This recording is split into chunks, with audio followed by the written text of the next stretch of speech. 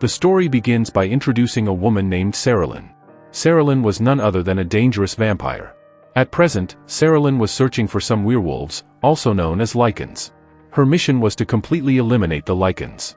At this point in time, the lichens had become quite weak, and their numbers were steadily decreasing. Vampires were roaming everywhere, hunting down and eliminating the lichens. Serum was accompanied by another vampire companion, and together they were tracking a few lichens. They had to destroy the remaining lichens at any cost, otherwise, the lichens might grow in numbers again and dominate the earth. That was their belief. Serum and her vampire companion, while chasing the lichens, reached a survey station. Somehow, the lichens sensed that their enemies, the vampires, were nearby. They got fully prepared to attack them. As soon as Serum and her companion appeared, the lichens started firing bullets. Now, normally, vampires aren't affected by regular bullets. But the lichens had brought special bullets that could weaken vampires. These were ultraviolet and silver bullets, which cause a vampire's body to deteriorate. If even one of those bullets hit a vampire, they would die instantly. But Serum was very brave. She quickly hid behind a pillar and began firing back at the right moment. Serum had also realized that these lichens were planning something. They had something, some kind of resource, that was slowly making them stronger. Serum managed to kill one of the lichens. But then she found out that her vampire companion had been severely wounded by another lichen. Both of them started transforming into their true forms, and what was about to begin there was a real battle. Fortunately, Serum arrived in time to help her friend. Seeing this, the lichen, who had shifted into his wolf form, ran away from the scene. Serum had saved her companion, but now she began to notice something disturbing. Many lichens were surrounding her. She was confused. She thought the lichens were supposed to be nearly extinct. So why was she sensing so many of them here? Serum then noticed some tunnels nearby, where the lichens were sneaking in and hiding. It was possible that the lichens had created a whole new population of their kind in that place. Serum was feeling deeply frightened at this point. That's why, without wasting time, she fled back to her castle with her injured companion. Inside this castle lived the entire vampire clan, the ones who hunted and killed lichens. When Serum reached there, a vampire named Craven appeared. Craven was actually one of their leaders, the one who had killed the leader of the lichens many years ago. Since then, the number of lichens had steadily declined. When Serum arrived, she told Craven everything, about what she had seen and felt. She believed the lichen population was rising again. She had witnessed it herself at the survey station and was certain they were planning a return. But Craven didn't believe any of it. He thought Serum was overreacting or joking. Craven insisted that he had already killed the lichen leader years ago, and there was no chance their numbers could rise again. Even if some did show up, the vampires outnumbered them. "We will wipe them out again," he declared. Serum still looked very disturbed. So Craven advised her to take some rest. Serum stepped away to freshen up, but deep inside, something continued to eat at her. She couldn't shake off the fear. We now saw Serum closely examining several photographs she had taken of the lichens. She was carefully scanning the images, looking for any clues. That's when she discovered that all the lichens were chasing a specific human. She even had a photo of that man, and after gathering more information, she learned his name was Michael. But what she didn't understand was, why were the lichens after a normal human like him? To find out the truth, Serum realized she had to go meet the man named Michael. On the other side, we are shown the den of the lichens. There, a scientist was working for the lichens, conducting various experiments. His main vision was to create certain medicines that would increase the strength of the lichens even more. So far, the medicine was incomplete, and everyone there was quite disappointed. At that moment, a lichen named Lucian arrived. Lucian kept asking the scientist whether the medicine had been developed or not. The scientist, clearly frustrated, explained that no successful result had been achieved yet. Then he went into detail, saying that if they wanted to make this medicine, they would need the blood of someone from the Corvinus family. The Corvinus family was one of the most ancient bloodlines, carrying both vampire and lichen blood. The scientist believed that some of their descendants were still alive, and they would need to find one and obtain their blood. With that blood, they could finally create the formula that would make lichens immensely powerful. So now, the lichens began tracking down anyone who belonged to the Corvinus bloodline. If they succeeded, they would create the medicine and become stronger than ever before. Meanwhile, we see Serum again, this time arriving at Michael's house. She had to find out why the lichens were so interested in him. She broke into his apartment and started questioning him forcefully, demanding answers. But then, the real problem arrived. Lucian and his group of werewolf allies reached the location. Their mission was the same: capture Michael at any cost, because he was a member of the Corvinus family. As soon as Serilyn sensed their presence, she immediately launched an attack. But she had no idea she would be facing so many werewolves at once. Eventually, when she started getting overpowered, Serilyn decided to escape, taking Michael with her. She fired multiple bullets at the Lycans. Some of those bullets even hit Lucian. In all the chaos, Serilyn and Michael got the chance to escape. They jumped into her car and sped away from the scene. Lucian, who had been hit by multiple bullets, was suddenly shown to be healing. The bullets were being pushed out of his body automatically, and his wounds were closing up almost instantly. Lucian couldn't let Michael escape that easily, so he began chasing their car at high speed. Lucian was so fast that he climbed right onto the top of the moving vehicle. He pulled out a sharp weapon and began attacking from above. Serilyn knew that it was absolutely crucial to lose Lucian, so she began maneuvering the car more aggressively. She increased the speed and swerved hard, eventually managing to throw Lucian off the car. Lucian couldn't keep up with such a high-speed chase and was left behind. Serilyn had finally shaken him off, but she was badly wounded, as Lucian had managed to strike her once during the fight. Serilyn was so weak she could barely keep control of the car. Eventually, the car veered off course and crashed straight into a body of water. At this moment, Michael stepped in to help. He pulled Serilyn out of the car and brought her to the shore. He did everything he could to wake her up and get her to safety. Serilyn eventually regained consciousness. But then they discovered something shocking: Lucian had bitten Michael.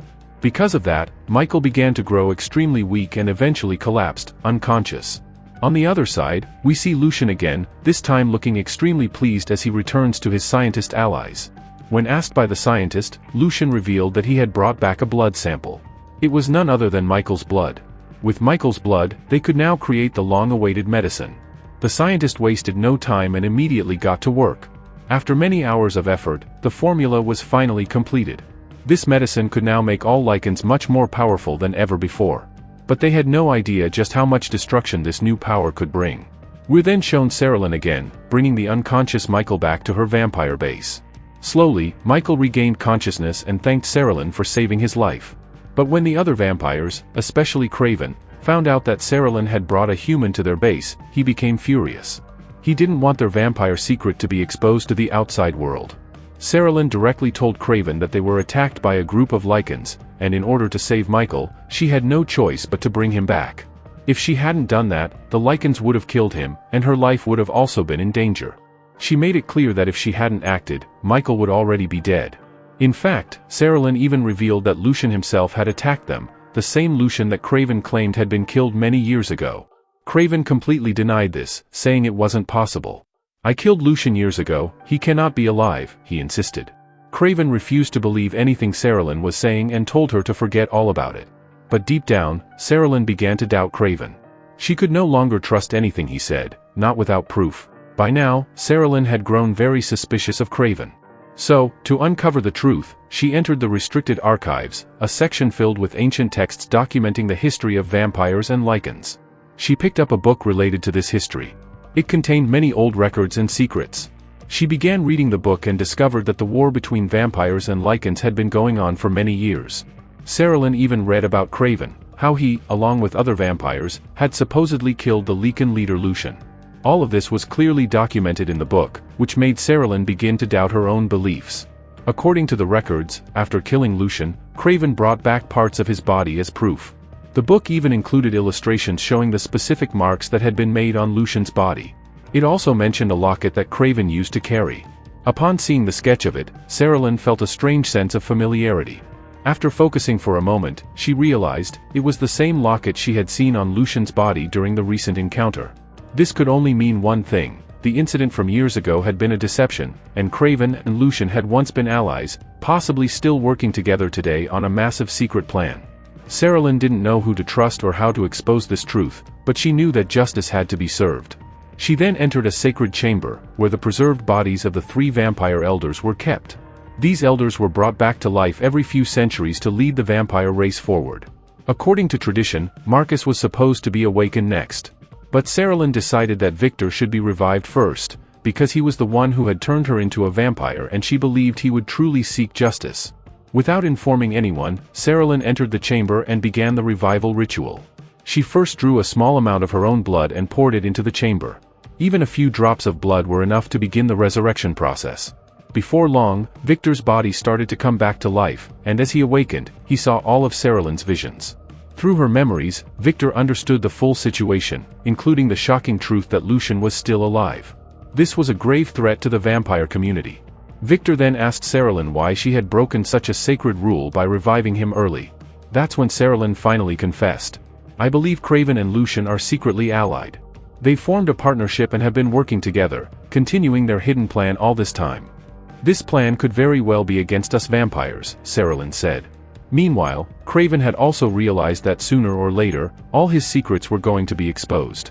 Though Victor had now been revived, he told Serylin, "Until you bring me solid proof, I cannot believe these claims." That meant Serylin had to find undeniable evidence.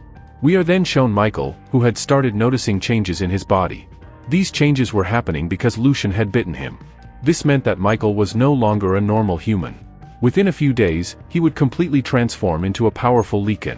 Michael was feeling extremely frustrated and anxious, so he went to a hospital hoping to get help. There, he began treatment, but the doctor soon realized that something was not normal about him. The doctor quickly contacted the police. Soon, Michael was surrounded from all sides, and to make matters worse, he noticed that wolf-like figures were following him, likely Lycans in disguise. Desperate, Michael called out loudly for Serylin's help. And within moments, Serylin arrived at the hospital. She first took down the police officers who were closing in on him and then took Michael into her car and drove far away. When Serylin saw the bite mark on Michael's neck, she immediately understood, Lucian had bitten him. And because of that, Michael would transform into a Lycan within a day. To keep him calm, Serylin brought him into her safe house. She knew that to save Michael, it was important to keep him protected. Multiple ideas were racing through her mind, how to stop this transformation.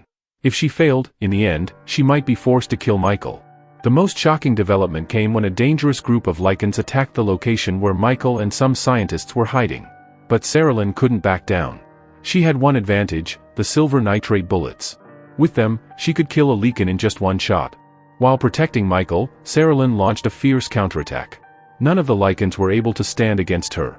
Following Serylin's instructions, Michael started running away from the battle site in the opposite direction. But shortly after escaping, Lucian and his allies caught him.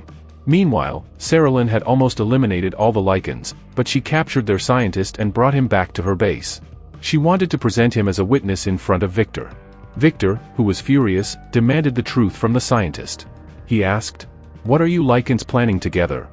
The scientist confessed, "We Lycans will do whatever it takes to become more powerful. When we discovered that the bloodline of the Corvinus family could lead to the creation of a new hybrid species, we went after it." He explained that the new breed would have the abilities of both vampires and Lycans. The Lycans would use these hybrids in their war against the vampires. Hearing this, Victor was shocked. Without hesitation, he killed the scientist.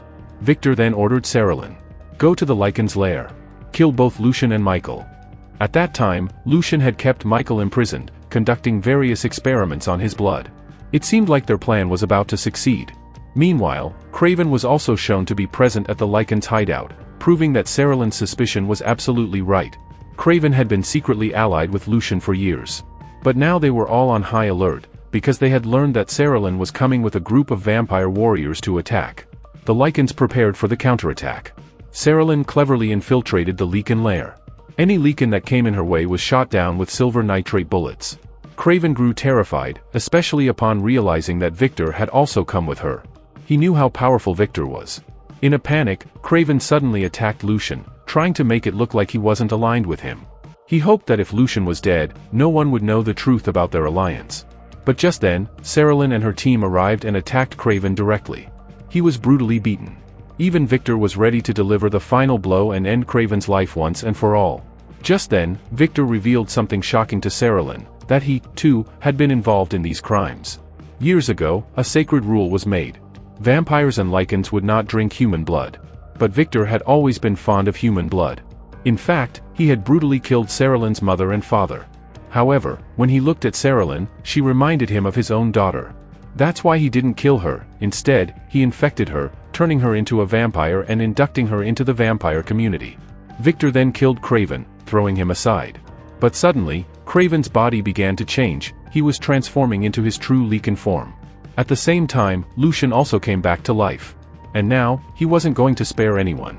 While the battle between Craven and Victor raged on, Serilyn was left shocked and confused. She had just learned that Victor was the one who killed her parents.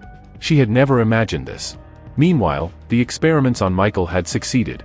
He had now fully transformed into a Lycan, but the best part was, he could control himself. His body now possessed the power of both a Lycan and a vampire. Victor had already killed Craven, but now he came face to face with Michael. Michael fought him with everything he had. Serilyn now knew the truth, that Victor was her parents' murderer, and she was determined to take revenge. On one side was Victor, the most powerful vampire who had awakened after centuries. On the other were Serilyn and Michael, now fighting side by side. Victor tried to reason with her. Even though I killed your parents? I gave you a new life. You're immortal because of me. But Serilyn didn't want to hear anything anymore. She picked up a sword, and together with Michael, launched a powerful attack.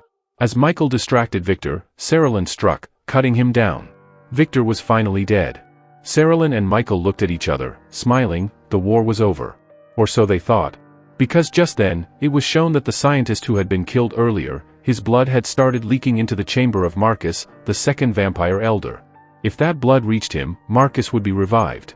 And once awake, he would learn everything, about the war between vampires and Lycans.